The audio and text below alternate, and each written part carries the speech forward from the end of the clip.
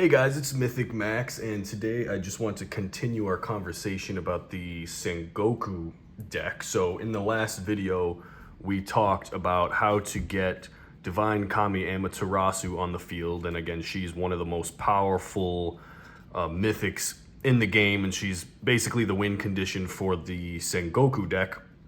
So you get her on the field by having the other two Divine Kamis, Ryujin and Takeminakata, and four champions that are all Sengoku, either in the field or grave. So these don't need to be on the field. They could, one could be in the grave, one could be on the field, and you can bring her out. So the one thing I forgot to mention last time is when you do summon Divine Kami Amaterasu, so let's say she's in our mythic slot.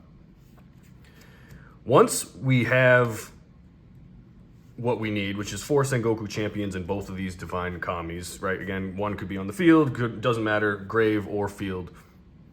The deployment condition for Amaterasu is you shuffle all your non-mythic champions, minimum of 4, from your field or grave into the deck while both of the Divine Kamis are here.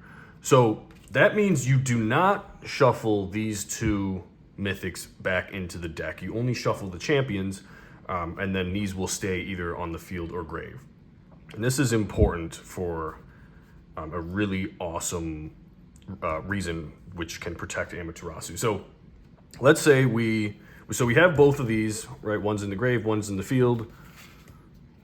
We have 4 Sengoku champions. So we shuffle these back into the deck. These stay. Amaterasu comes out. Now these other Divine Kamis are important because let's take a look at their powers.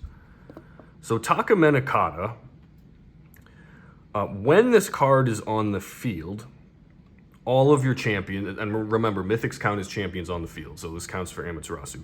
When this card is on the field, all champions are unaffected by magic cards. And Ryujin is all champions on your field are unaffected by fortifier cards. So if, let's say, you have Takeminakata on the field, and your, let's say your opponent comes out with Thunder of Zeus, right, which is targets one champion and eliminates it. So let's say you've got these two. Opponent comes out with Thunder of Zeus, targets, tries to eliminate Amaterasu. Takeminakata prevents that from happening. And the same would be if it was Ryujin and your opponent had a fortifier that tried to kill Amaterasu, right? She's protected. Now, there's another power that each of these have.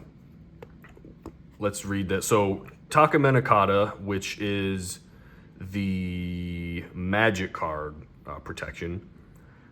During any player's turn, you can return this card from your field or grave to your mythic slot to make all champions on a player's field unaffected by magic cards until the start of your next turn. So that means even if they get killed, if they're in the grave down here, and then Amaterasu is targeted by a magic card, for example, then you can return Takeminakata to your mythic slot, and Amaterasu's protected. And the other way around, right? Ryujin is the fortifier protection. So even if Ryujin's in the grave, dead, and Amaterasu attacks and they come out with a fortifier card, you can activate Ryujin's effect, which is return this card to the mythic slot to make all champions on a player's field unaffected by fortifier. So even if you had, let's say you had Hattori Hanzo and Musashi on your field,